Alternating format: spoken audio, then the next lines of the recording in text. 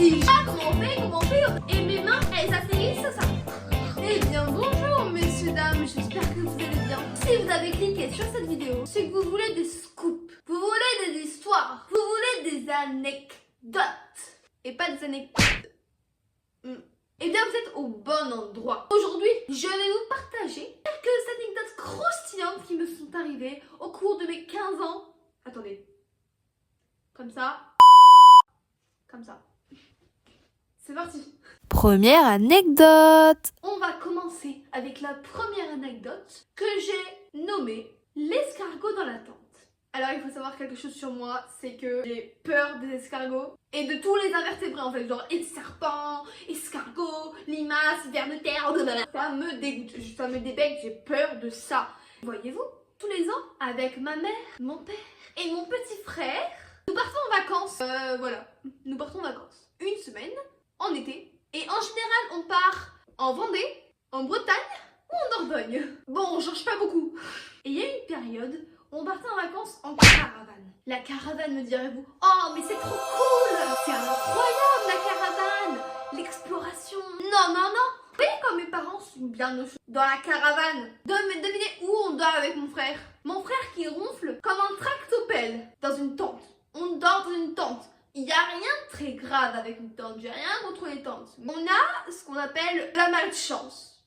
C'est-à-dire que quand on part en vacances, il pleut.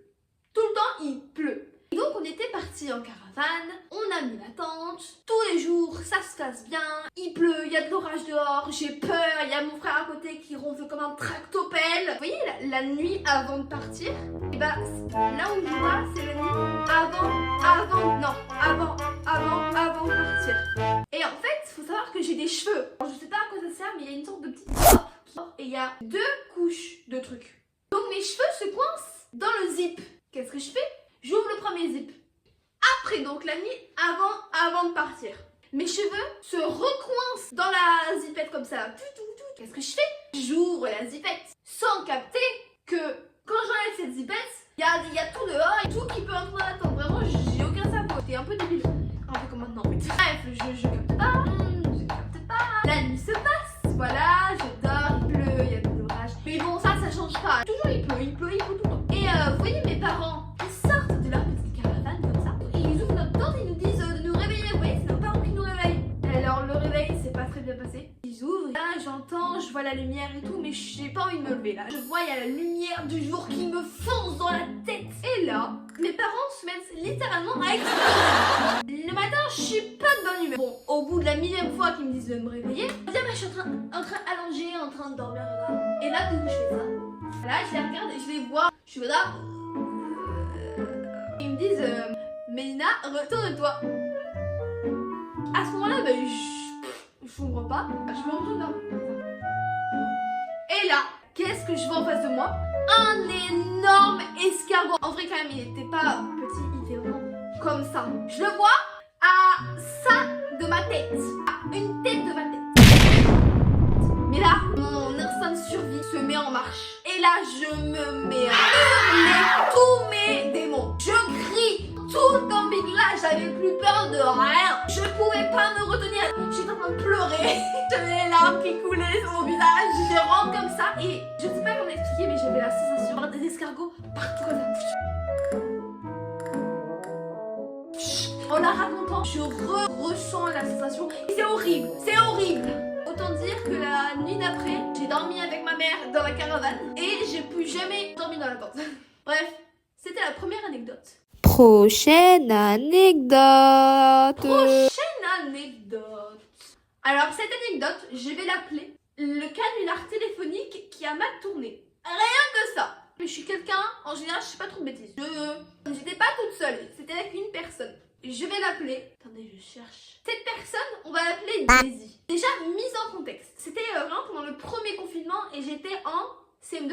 On s'appelait tout le temps en visio et tout. Ce jour-là, on était en appel. Et je sais pas comment vient cette idée. Quel a été le processus de notre petite tête débile.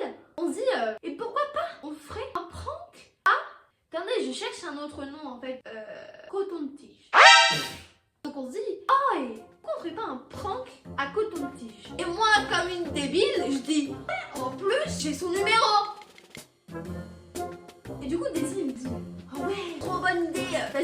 donne son numéro et je lui envoie un message, je dis tu es ton admirateur secret. Donc je lui donne, ouais, l'idée, on a suivi notre plan, on s'est pas dit à un moment, c'est une idée de merde. Vraiment, on a été au bout de notre idée. Donc elle lui envoie un petit message et là, elle reçoit un appel. Elle décroche et c'est pas Coton-Tige au téléphone, c'était le père de Coton-Tige. Qu'est-ce que vous faites? Arrêtez. Daisy, elle panique, elle accroche, elle m'appelle, on se dit ah comment on fait?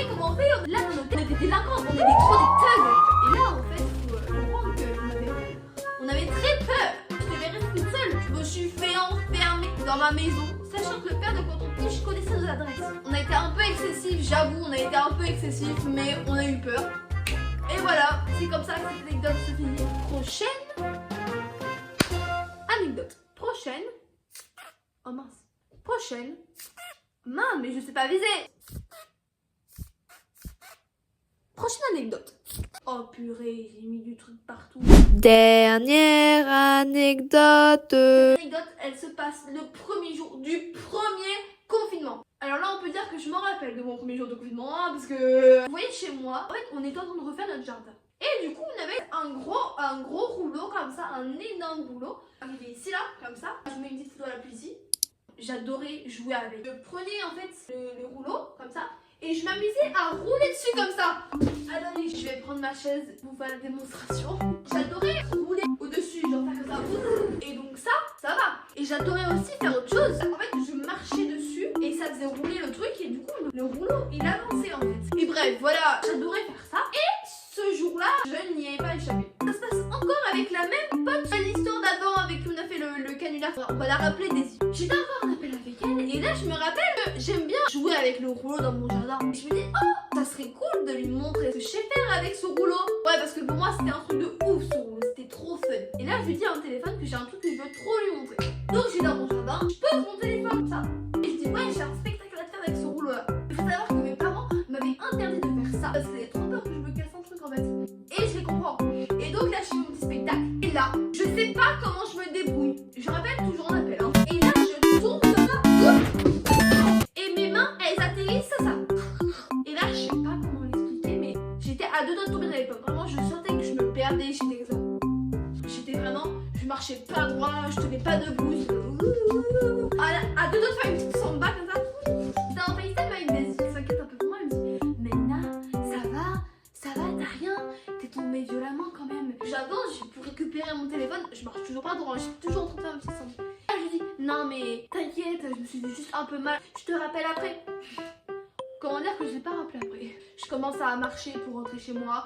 J'ouvre ma porte et au moment où je la ferme, je me mets à me mettre, ok. Mais à chialer, à pleurer. J'avance comme ça, je fais papa, je me suis fait mal au poignet. Et il me fait comment tu t'es fait mal? Et là au fond de moi je savais que si c'était en faisant le truc qu'il m'avait interdit de faire, je suis morte. Il allait me dire tant pis pour toi, on te l'avait dit. Et je fais oui, je t'ai sous le ventre et mes mains elles ont fait gros mytho. Je vais pas assumer du tout. Il me met un roll-on de glace de froid. Après il me bande et il me met une protection de vélo. Enfin de roller. Et la nuit ça se passe mal, j'ai mal et tout. Le lendemain j'ai toujours mal. À midi il me dit on va aller aux urgences. Et là je me dis dans quel bourbier je me suis foutue. On arrive aux urgences. Voilà la bêtise à son apogée. On nous appelle et tout. On me tripote le bras, on me dit on va faire une radio. On sort de la radio. Qu'est-ce qu'elle me dit? Tu as une fracture. Et en fait c'était un petit truc dans mon poignet. Bon, là je vous montre le poignet droit, mais c'était le poignet gauche. Heureusement parce que je suis droitière. Et du coup elle me dit oui, du coup on va te mettre en plâtre. On me met le plâtre et voilà. Et c'était le premier plâtre de toute ma vie. Voilà. Bon les copains, c'était la fin de cette vidéo. N'hésitez pas à vous abonner, à liker, à partager, à commenter et à mettre la cloche. J'espère que cette vidéo vous aura plu. Donnez-moi votre avis en commentaire. D'ailleurs, ce serait sympa que dans l'espace commentaire, vous me racontez vos anecdotes. Comme ça, on fait un petit forum d'anecdotes. Ça peut être sympa. Moi, sur ce, je vais y aller. Je vais prendre mon goûter parce que j'ai faim. Je vous dis à la prochaine. Ciao, ciao.